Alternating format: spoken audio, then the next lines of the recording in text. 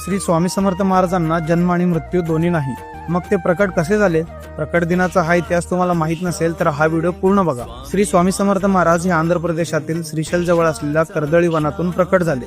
1459 साली श्री नरसिंह सरस्वती स्वामी महाराज यांनी गाणगापुरास निर्गुण पादुका स्थापन केल्या व त्यानंतर श्रीशैल यात्रेचे निमित्त साधून ते कर्दळी वनात अदृश्य झाले. याच कर्दळी वनात सुमारे 300 ते 350 वर्ष महाराजांनी कठोर तपश्चर्या केली. या काळात मुंग्यांनी त्यांच्यावर वारुळ रचले. एक लाकूड तोडत असताना त्याची कुऱ्हाड ही या वारुळावर पडली आणि त्या वारुळातून रक्त वाहू लागले. बघता क्षणी त्या वारुळातून एक अजानुबाहू तेजस्वी मूर्ती प्रकट झाली आणि तेच होते अक्कलकोटचे श्री स्वामी समर्थ महाराज. त्याच दिवसाला आपण प्रकट दिन म्हणून साजरा करतो. नंतर काशी, प्रयाग असे भ्रमण करत ते उत्तरेकडून दक्षिणेत आले. 1856 मध्ये स्वामी समर्थ महाराजांनी अक्कलकोटमध्ये प्रवेश केला आणि सगळ्यात आधी ते याच खंडोबा मंदिरमध्ये थांबले होते. स्वामींनी 22 वर्ष अक्कलकोटमध्ये वास्तव्य केले आणि अक्कलकोट हे तीर्थक्षेत्र झाले. अक्कलकोट ही एक अशी जागा आहे जिथे स्वामींनी आपली साधना केली, भक्तांना आशीर्वाद दिले आणि भिवू नकोस, मी तुझ्या पाठीशी आहे असा विश्वास दिला.